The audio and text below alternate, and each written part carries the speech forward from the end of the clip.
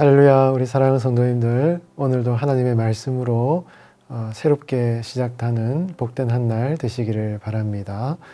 오늘은 우리 예레미야 34장 8절에서 11절까지의 말씀을 함께 봉독하고 묵상해 보도록 하겠습니다.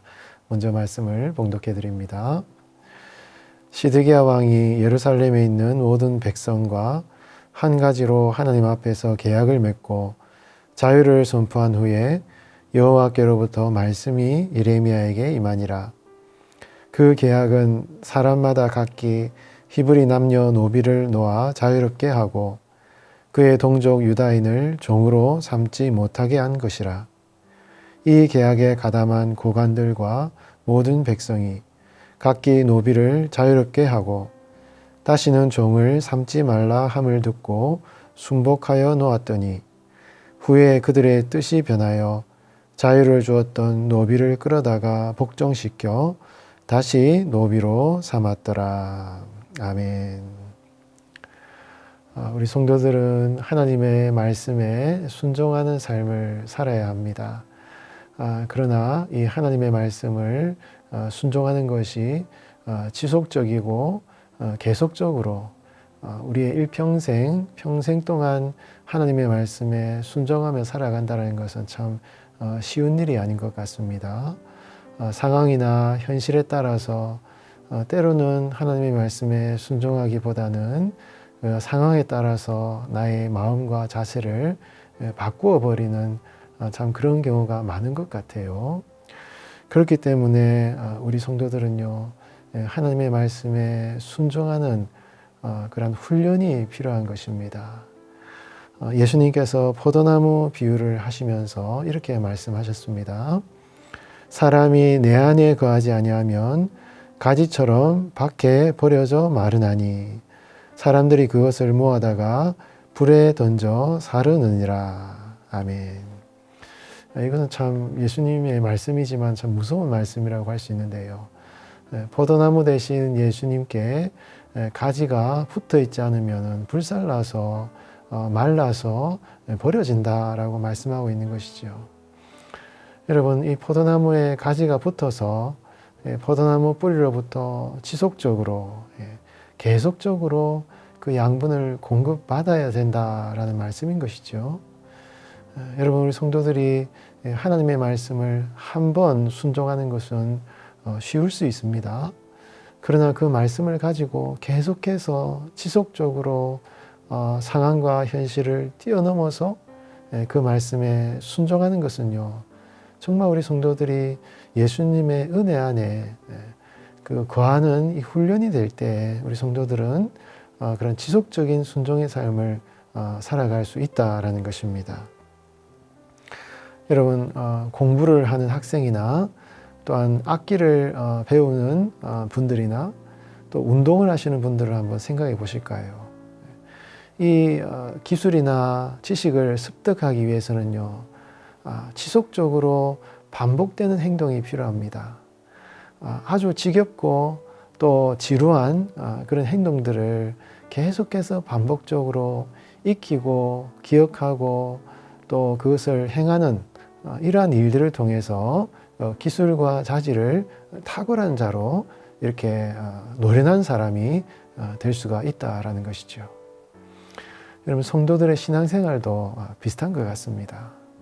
우리 성도들의 말씀 묵상과 기도의 삶이요, 어떤 때는 은혜가 충만할 때도 있지만 때로는 메마르고 무미건조하고 반복되는 계속된 그런 신앙의 모습이 있을 때도 있습니다. 그러나 여러분, 그러한 신앙의 삶이 훈련되어지고 계속해서 우리의 삶의 자리를 잡을 때 그런 훈련된 성도들이요, 세상 가운데 흔들리지 않는 말씀에 순종하는 그런 삶을 살아갈 수 있다라는 것입니다. 여러분, 이 포도나무에 가지가 딱 붙어 있다라는 것이 바로 그런 의미를 말하는 것이죠.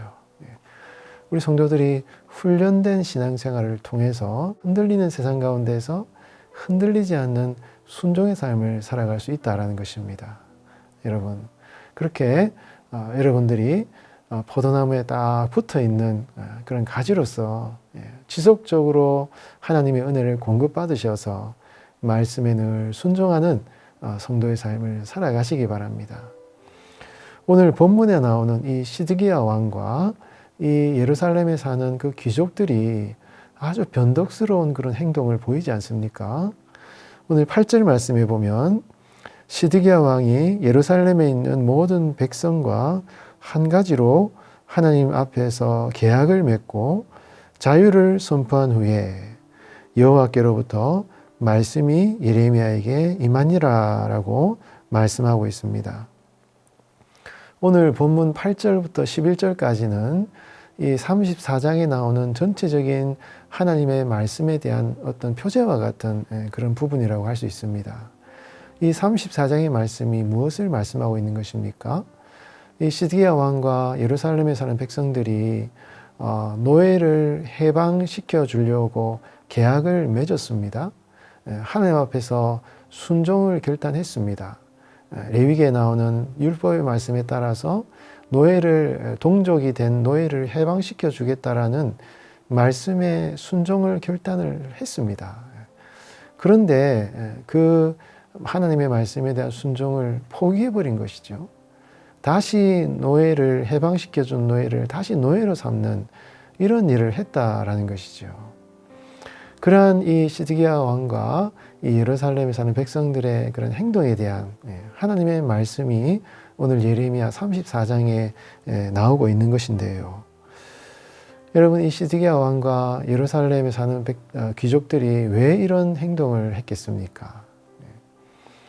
본문의 전체적인 맥락을 살펴보면 처음에 이 시드기야 왕이 노예를 풀어주려고 했던 그러한 선택은요, 이 바벨론이 예루살렘을 포위하고 이 예루살렘이 망할 것 같으니 하나님의 그 뜻대로 순종함으로 하나님의 호의를 이끌어내려는 그러한 행동이었다라는 것이죠.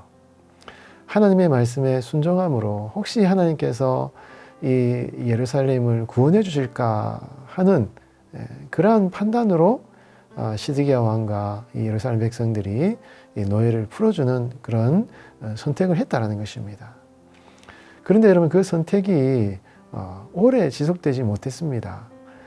바벨론이 잠깐 이 포위를 풀었고 다시 이 시드기야 왕과 예루살렘에 사는 귀족들이 여유가 조금 생기니까 다시 노예를 자신들의 노예로 삼는 그러한 이 행동을 보여주었다라는 것이죠. 오늘 본문 11절 말씀에 보면 이렇게 말씀하고 있죠. 후에 그들의 뜻이 변하여 자유를 주었던 노비를 끌어다가 복종시켜 다시 노비로 삼았더라 라고 말씀하고 있는 것입니다. 여러분, 이 예레미야서에 등장하는 이 시드기야 왕의 모습 자체가 굉장히 변덕스럽거든요. 이 바벨론이 쳐들어와서 참 위기를 당하자 이 시드기야 왕은 예레미야가 선포하는 말씀과 또 그 당시 주변에 있는 신하들의 그런 말 가운데서 끊임없이 갈등하고 흔들리고 고민하여서 결국은 예레미야가 선포한 하나님의 말씀보다 이 주변의 그 신하들의 말을 듣고 바벨론의 끝까지 저항함으로 말미암아 망하는 이 시드기야의 모습을 볼 수가 있다라는 것입니다. 참 안타까운 모습이죠. 이 세상의 상황의 흔들림으로 말미암아 결국 망해버리는 이런 시드기야 왕의 모습을 보면서 참 여러분, 오늘날 우리 성도들의 삶의 모습이 어떠해야 하는가 하는 것을 깊이 반성하게 해주는 이 사건이라고 우리가 볼 수 있는 것입니다. 우리 사랑하는 성도 여러분, 참 이 시드기야의 모습을 보면서 우리가 참 시드기야를 비난하거나 왜 그렇게 했을까라고 판단할 정도로 우리도 과연 이 세상의 상황과 현실 속에서 시드기야가 아니라 하나님의 말씀을 꼭 붙드는 그런 성도로서 살아갈 우리가 자신이 있습니까? 우리 성도님들은 그만큼 훈련된 신앙생활을 하고 계신가요? 우리 사람은 참 연약하여서 쉽게 상황에 흔들리고 현실에 우리의 마음이 변하는, 그 뜻이 변하는 이러한 참 연약한 우리의 육신의 삶이 있지 않습니까? 그렇기 때문에 우리 성도들은요, 끊임없이 계속해서 하나님의 말씀 안에 바로 서 있기 위한 끊임없는 훈련과 연단의 시간이 필요한 것입니다. 여러분, 하나님의 말씀을 듣고 그 말씀으로 현실을 이겨나가는 흔들리지 않는 신앙생활을 할 수 있도록 여러분, 이 7월과 또 8월에 계속되는 우리 할렐루야 교회 모든 훈련과 또 수련회 가운데 그런 하나님의 말씀의 영적 훈련이 우리 할렐루야 교회 공동체 가운데 풍성하게 넘칠 수 있도록 여러분 기도하시기 바랍니다.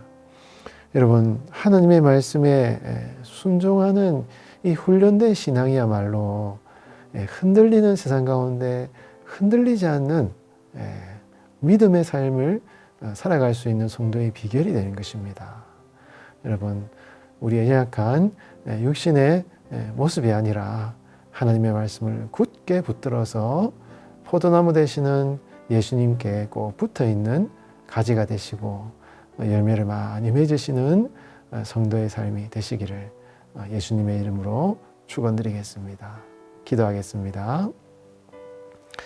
하나님 아버지, 흔들리는 세상 속에서 흔들리지 않는 하나님의 말씀에 순종하는 삶을 살기 원합니다.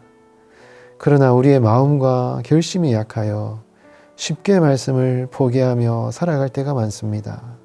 그때마다 우리를 꼭 붙잡아 주시고 말씀에 굳게 붙들림 받은 삶을 살게 하여 주시옵소서. 하나님의 말씀이 우리를 붙드시는 은혜뿐만 아니라 우리가 하나님의 말씀을 붙드는 이 신앙의 훈련을 지속적으로 하게 하시고 그리하여 변덕스러운 신앙생활이 아니라 진실하고 굳건하게 서 있는 성도의 삶이 되게 하여 주시옵소서.